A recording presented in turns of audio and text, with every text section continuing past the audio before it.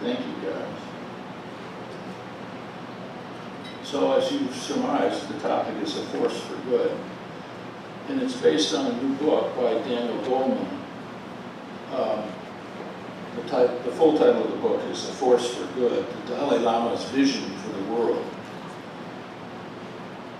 And it doesn't take much imagination to look around and see disharmony and injustice and a lot of unfortunate stuff in the world. We were watching the evening news on NPR the other night, and there were just shot after shot of people in London protesting the presence of people from Poland and people from Czechoslovakia and just downright unpleasantness on the part of some people because other people are in their territory and that somehow offends them.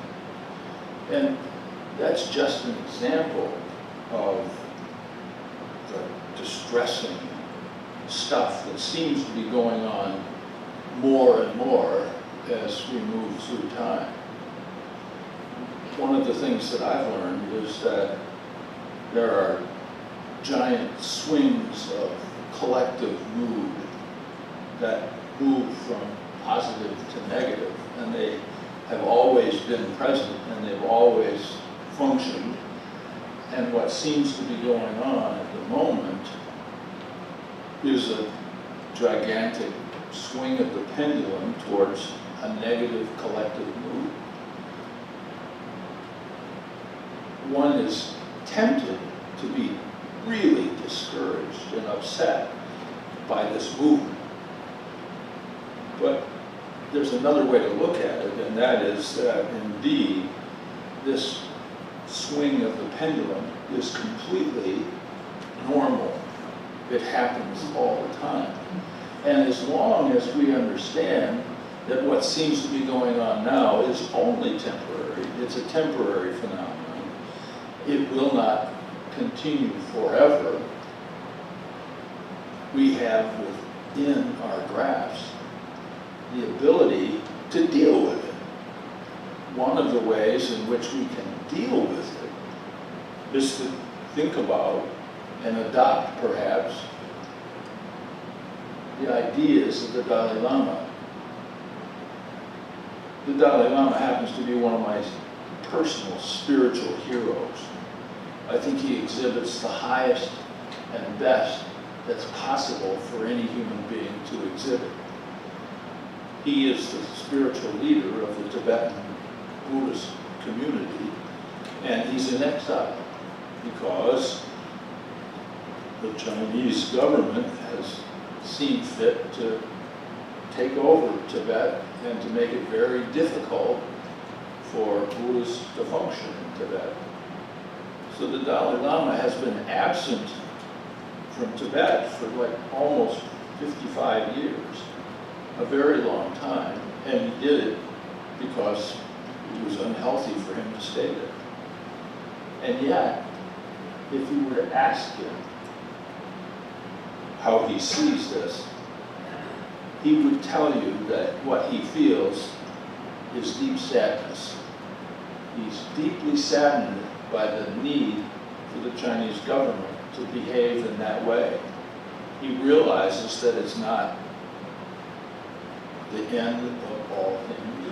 It's just a phenomenon, and he's deeply saddened by the notion that some people have to express their negativity and their fears in that way. Most of us would be angry as hell. I'm mad as hell and I'm not going to take it anymore. That's how most of us would react.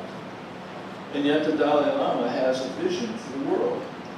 His vision for the world is that we take on a robust compassion, that we are energetically compassionate for all beings, even the ones that are so out of tune with who they really are, that they're expressing large versions of negativity. We can see that going on right here in our own country, right here in our own town, for crying out loud. There is a wave of negativity that seems to be overrunning us. And the Dalai Lama suggests that we can do something about this by practicing a robust compassion, first for ourselves, and secondly, for all other beings. It's impossible to be an agent for change in the world if you're not taking care of yourself, if you are not compassionate for yourself. Give yourself a break. And what he suggests further, as Judy read in the reading this morning, we're not going to get this done by prayer and meditation. Simply isn't going to happen in anything like a reasonable time frame. And what the Dalai Lama suggests is that we combine, in a balanced way, our robust compassion with service, with action, with doing something that benefits the world. Now, are we called to give away all of our resources and fix the world? No, we're not. You can only do what you can do. And the really wonderful news is that all you can do is enough. All you can do is all you can do, and all you can do is enough. So what we do in this process is we take on some project. We take on some thing that we as individuals can do to express compassion and love for our fellow beings. And it can take so many forms. I sat down and tried to make a list of all the things that one might do. And by the time I got to 15, I said, well, it's too big a list. So you know what opportunities are out there. There are thousands of ways in which an individual can volunteer some time, or some money if you have excess, or some ideas if you're into committee service work. But there are thousands and thousands of ways that an individual can literally make a difference. And we are called to do that. Because when we experience compassion, we very literally, and neuroscience has proved this, we change the way our brain is wired. We change the impact on our immune system. When you express compassion and do good in the world, no matter how large or small it is, it changes you physiologically. And why would you not do this? It's called wise selfish. There's foolish selfish, and there's wise selfish. And being wise selfish is doing good just because it feels good. When you accomplish some small task that's good for the world, that's good for the environment, that's good for your neighbor, it doesn't matter what it is. What matters is that you go out and do something. You know, I've been a student of Course in Miracles for a long time. And one of the course principles is you need do nothing. So that seems to be at odds with what I just suggested. And what I'm really suggesting is no one is standing up saying, shame on you for not doing more. What we're suggesting is that there's a way to live through this swing that we're going through of negativity. There's a way to make a difference, and the way is really about changing how the world functions, changing the whole cart so that we function differently. What we need is a wholesale revision of our society, of our economy. There's been a lot of talk in the last few whiles about income disparity. And there is simply no way that we can solve the income disparity problem by governmental action, by redistribution of the wealth. It has to happen from the bottom up. It has to happen differently. I just heard about a company in Brooklyn that makes brownies, and they're wildly successful. And they only hire homeless and disabled people. And they say, their slogan is, we don't hire people so that we can make brownies. We make brownies so that we can hire people. And they're wildly successful with a compassionate methodology. And that's what it's going to take for the world to come to the conclusion that materialism and all that flows from it is not healthy. It doesn't help the world function. You know, there are billions of people on this planet who do not have access to clean water, that do not have access to health care or an adequate supply of food. Billions of people. And yet we have one of the most amazing accumulations of wealth that the world has ever seen. And what is the answer to that? We're not going to get it answered by picking up a large club and beating all the rich people. That simply is not going to happen. What we have to do is demonstrate that we have a different idea, that we can choose to support green functions, compassionate functions, fair trade functions. We can support that which nurtures spreading the economic benefits to all of society, not just to the select few. And there are, as I suggested, there must be 1,000 different ways that you can serve humanity.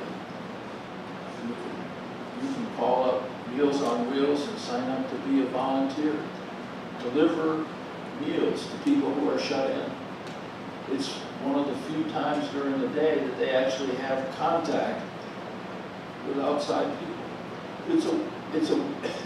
It's a wonderful thing to do, and it feels really good. There's an operation called Food Gatherers. We have a barrel out here that we fill periodically and deliver to food gatherers. But they have a whole list of things that you could do as a volunteer. Some of us have been specifically volunteers for food gatherers. There are food kitchens. You can sign up to volunteer to help out. One of the things that we do as an organization is we support the Alpha House. Excuse me. It just happened yesterday, as a matter of fact. We served breakfast at Alpha House yesterday. And that's a rewarding thing to do. And it helps people who are down on their luck, who are down for a moment. There's an operation called Big Brothers, Big Sisters. You can be a big brother or a big sister to some kid who doesn't have a full set of parents and is at risk.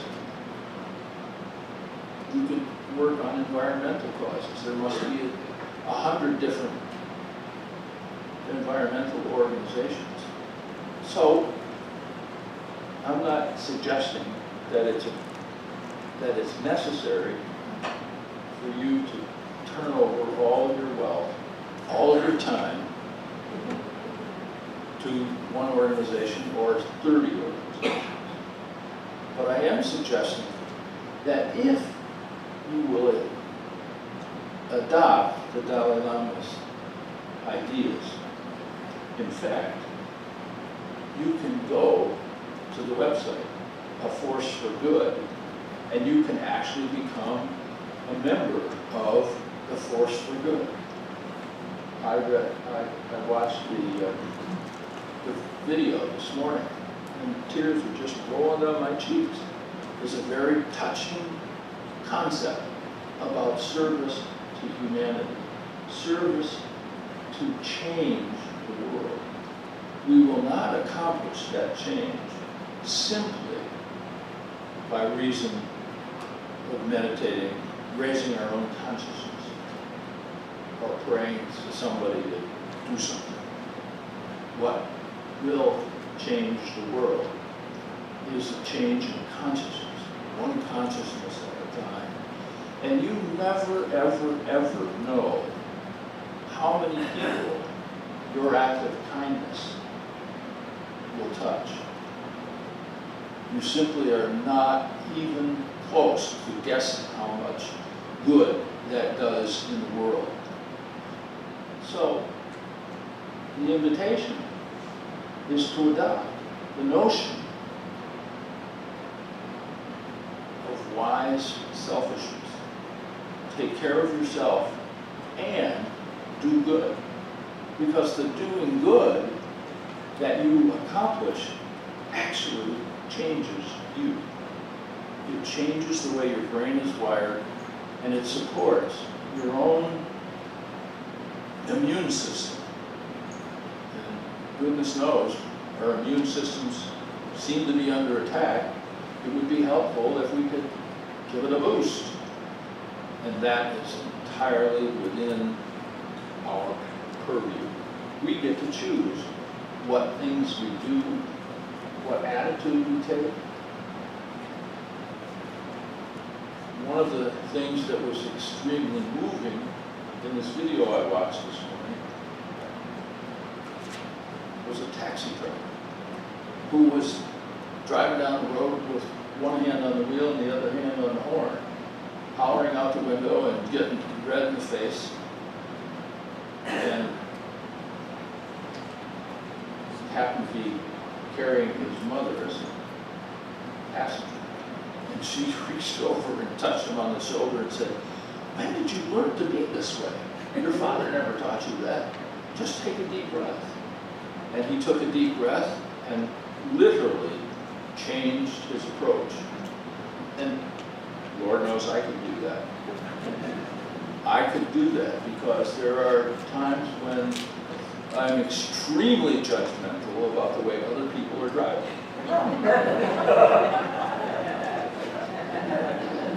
Been there, done that. Yesterday.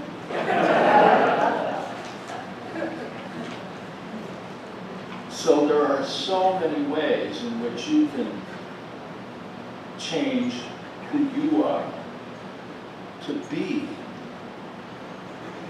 a robust, compassionate being. And as a robust, compassionate being, we can do good in the world. We can accomplish great things. We can literally change the way the world functions. So, as always, it's up to you. Only you can change the world. Now it's open mic time.